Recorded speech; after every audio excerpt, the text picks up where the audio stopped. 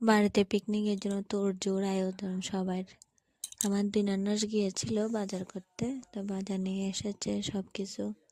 তো আমাকেও বলছে নিয়ে আয় তুইও। আমরা ননাসরা তুই তুই করেই বলে, আমিও বলি কোনো কোনো সময়, আবার তুমিও বলি। ওরা রাগ করে না, ওরা বড় দিদির মতোই। ননাস আর কি, বড় বোনের মতোই। তো ওরা ভিডিও কাছে থেকে হাসাহাসি করছে, মজা করছি, আমিও ডিমগুলো খেয়ে পেরেছে। তো দেখো রাত্রেবেলা তো এখানে আলু ভেজে নিয়েছে, কুমড়ো ভাজি করা হবে, পোলাও হয়ে গেছে আমাদের।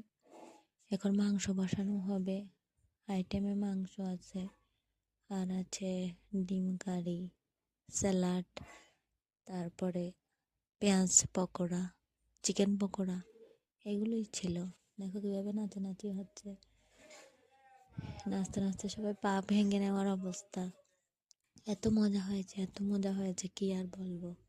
বিয়ের আগে আমার লজ্জা লাগতো এসব নাচানাচি, কিন্তু বিয়ের পরে বাড়িতে আসার পর মানে খুব এনজয় হচ্ছে। নাচ গানা, কে নাচেনি, সবাই নাচেছে, শুধু আমার বাচ্চা ছাড়া। এমন নাচানাচি খুব মজা হয়েছে, যতদিন বাচ্চা আনন্দ করে বাচ্চা।